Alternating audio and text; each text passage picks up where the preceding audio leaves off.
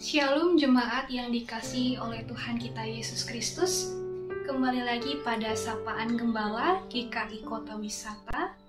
Dan saat ini kita akan berefleksi bersama melalui tema kita, yaitu Missio Dei, Life on Mission.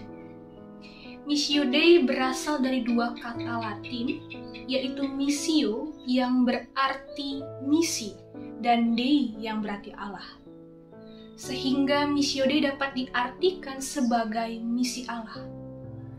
Hal ini tentu mengacu pada misi Allah di dunia, yaitu untuk menyelamatkan seluruh dunia, khususnya memperbaiki hubungan Allah dengan manusia yang sudah terjalin sejak dahulu hingga saat ini. Di dalam misi ini, Yesus adalah kuncinya. Melalui Yesus kita diberikan akses untuk turut mengambil bagian di dalam misi Allah. Mulai dari alasan Yesus datang ke dunia, apa yang sudah Yesus lakukan bagi banyak orang, dan bagaimana cara Yesus menjalankan misi tersebut, merupakan cara Tuhan mengundang kita untuk turut dalam misinya. Karena Yesus sendiri telah melakukannya dan menjadi contoh terbaik bagaimana melakukan misi tersebut. Berbicara mengenai misi, tentu kita umat Kristen sudah tidak asing lagi dengan kata amanat agung, yaitu perintah Yesus yang berbicara kepada kita melalui Matius pasalnya yang ke-28 ayat 19-20. Pergilah ke seluruh dunia, jadikanlah semua bangsa muridku, dan seterusnya. Inilah panggilan kita sebagai orang percaya, sekaligus sebuah kehormatan bagi kita. Karena kita bisa bermitra dengan Allah dalam misi yang besar ini, yaitu memberitakan kepada dunia kabar baik tentang kisah penebusan Allah dan bagaimana karya penebusan itu berlaku bagi semua orang hingga hari ini. Namun realitanya seringkali kita terjebak pada pandangan menganggap bahwa panggilan untuk pergi hanyalah panggilan untuk para misionaris saja. Sebuah panggilan kepada mereka yang melayani jauh di penjuru dunia. Dan untuk itu perlu kita pahami kembali bahwa menjalankan misi tidak hanya dilakukan oleh orang-orang tertentu saja. Tetapi kita semua orang percaya harus melakukannya bersama dengan Tuhan. Ini adalah panggilan pribadi setiap kita dan bukan hanya pada orang tertentu saja. Menjalani panggilan ini tentu bukanlah hal yang mudah.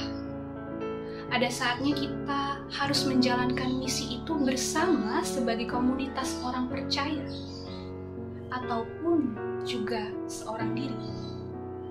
Akan tetapi imanilah bahwa misi itu tidak pernah dilakukan tanpa Roh Kudus. Roh Kudus akan senantiasa membimbing kita dalam menjalankan misi kita. Tidak hanya itu, perlu kita pahami juga bahwa hidup dalam misi bukanlah hanya sebuah tugas, melainkan gaya hidup dan komitmen saat kita menerima Yesus. Dengan menerima Yesus berarti kita menerima misinya. Kita diberikan identitas dan tujuan saat kita menerima Yesus.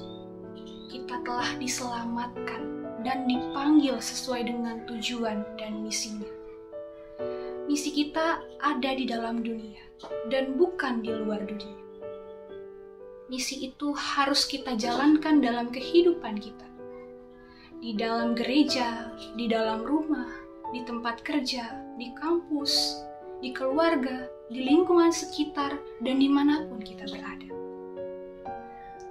Jemaat yang dikasihi Tuhan, panggilan menjalankan misi itu telah melekat di dalam diri kita. Dan semakin kita menyadari panggilan itu, maka seharusnya kita akan semakin terbuka kepada siapapun. Pendeta Joas Adi Prasetya pernah menyatakan, kalau orang Kristen tidak terbuka, itu adalah antitesis. Orang Kristen harus terbuka karena Kristus sendiri adalah keterbukaan Allah pada manusia.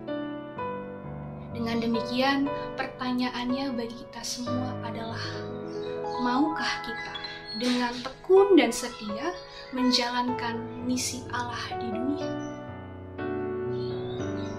Marilah kita menjawabnya dengan bergumul dan berjuang menjalankan misi Allah di dalam kehidupan kita sehari-hari.